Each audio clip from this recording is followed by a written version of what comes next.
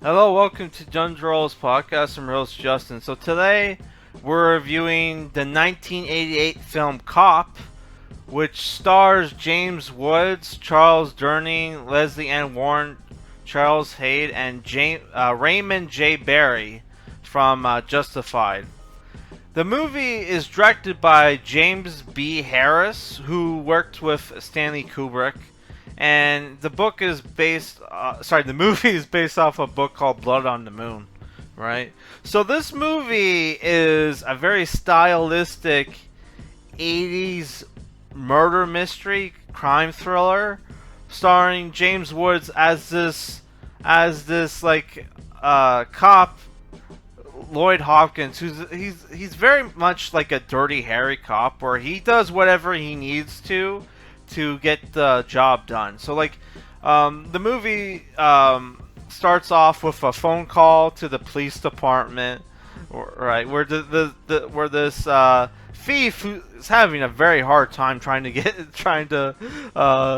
get a hold of the police department to tell them, hey, there's been a murder. He tried to break into this place to rip off the joint, and he finds a dead body. Right? It's kind of funny. It was almost very much like it reminded me of shows like The Wire and Homicide: Life on the Street, where I think that's the name of that show, where it's very dark humor, trying to show the criminal element for being really stupid, because he's on the phone with the operator, right, and he's like, man, I'm running out of quarters, can I use my stolen credit cards?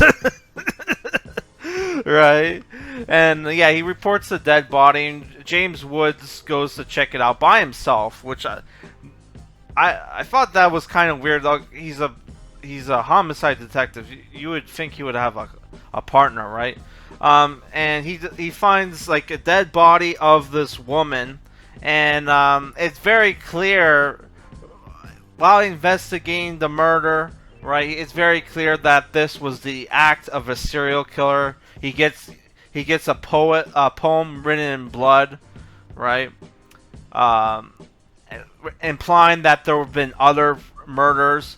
He starts investigating. He tries to take it to his captain, but because of the implications, right, of serial killer case, he gets turned down because it looks bad on the department. So he goes on this crusade breaking laws, pissing off civilians, his fellow cops. He constantly has the only person on his side is his Dutch uncle, which I have no idea what the hell that was a reference. I thought that maybe that was a term for mentor, right? Because he's this older fat cop. Which there's a great scene where he gets into an argument with his wife over how he's raising his 8-year-old daughter, because he's trying to he tells her bedtime stories that are stories from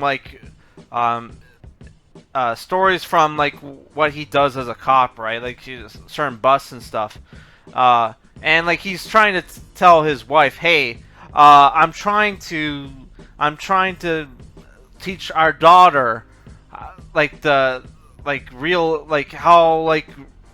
how dangerous the world is. I'm not trying to I'm trying to get her to form this realistic worldview, right? And not have this fantasy entitlement, right? Which is very funny, because he even he interviews women throughout the movie, including a feminist book author, right, who runs this feminist bookstore, who even she has a fucking fantasy worldview of like, you know, of the world, right? Where he figures out like right away, which this movie, because of this plot point, this movie gets trashed a lot online, especially since like James Woods is a famous like conservative, because the serial killer is a male feminist, which I'm not going to spoil who he is, who's a male feminist who has a thing for this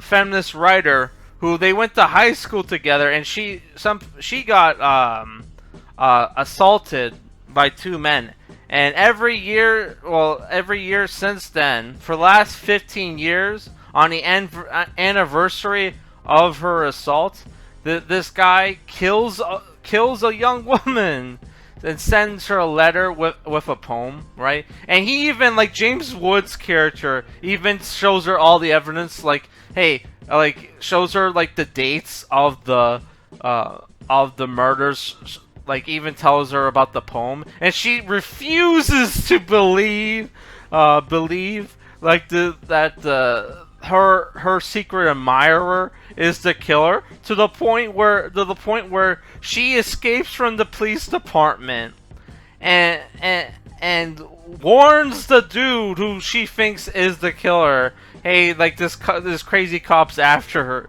her. James Woods follows her, takes the phone from her, because it's at a payphone, right? This is before everybody had cell phones, for all you Zoomers out there.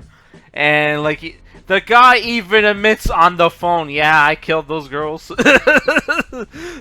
And they have this like standoff at the gymnasium, right?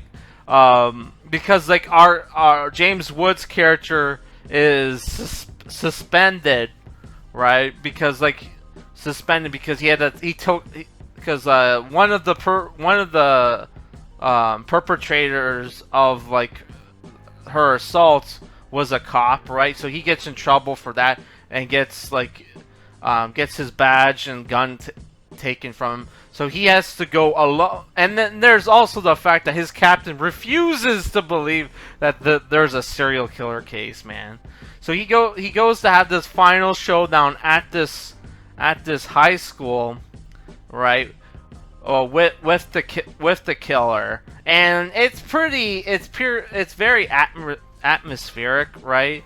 You have like shots where like the camera's following James Woods. There's even like great pan out, right? And like you have like he has like this like Wild West almost like standoff shootout with the killer, who has a fucking MAC-10 fucking submachine gun. How the fuck did he get that?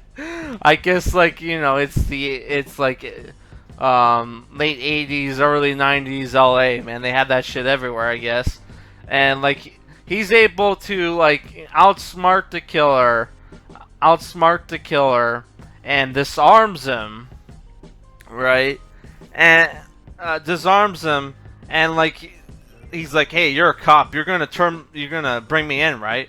He's like, well, you're right there, I am a cop, but where you're wrong is I've been suspended and I don't give a fuck. And he just unloads the shotgun into the killer, man. Amazing fucking ending for this film. It's almost, this would have been great as like a fucking like it would have been great as a Dirty Harry sequel, which then again I haven't watched any of the Dirty Harry sequels, so maybe there are Dirty Harry sequels that are as good as that. But I love this movie. James Woods' performance as the no nonsense, hard ass, like womanizer cop was great, man. I love the atmosphere, the music, like his character's like philosophy on things, and how he kind of like, you know, can like emotionally manipulate people to get what he to get the information he wants out of people, right? Yeah, I really enjoyed this film. I'm sorry I spoiled the ending, but I didn't spoil who the killer was. I just spoiled his motivations, right? But yeah, like a lot of people give this movie a lot of flack because of the male feminist like aspect, but it's like we know certain things that, like, male feminists have this like tendency to like sexually assault like women apparently. If you ever seen like Sargon of Akkad videos or whatnot. So like yeah, this movie was like ahead of its time really. I might check out The Offer, which The Offer is Loon Sangata. What the hell? James Ellroy. Okay, I don't know why it said Loon Sagata. That's like Spanish for blood on the moon. What the hell? Was that the original title? Oh, Loon Saganta was the original title. Okay. But yeah, like James Ellroy, I'm pretty sure I've heard of this offer. What other movies did this guy? L.A. Oh, this guy had L.A. Confidential and Black Dahlia was books by this guy. Oh, okay, yeah. So we might need to. Wow, I might need to read this guy's books, man. But yeah, like this was a fantastic movie, and it's an 8 out of 10. The movie is almost 2 hours, and it kind of halfway through the film, it kind of gets a little slow. But if you keep going, man, it's a fantastic movie. Though there aren't a lot of action scenes in the movie. There's only like three. I think there's like three times where like he pulls out his gun and shoots somebody. But there's like a great like interrogation scene with his revolver, where he like he plays like Russian roulette while interrogating somebody, which is like not very realistic interrogation method, but boy was it suspenseful. So that's all. Sorry for like spoiling the movie, but it, like I said, it's the movie. It's not like, movies are not about the destination, it's about the journey, right? So yeah, I like this movie, and I totally recommend it to like people who are looking for like a gritty crime thriller. All right, peace.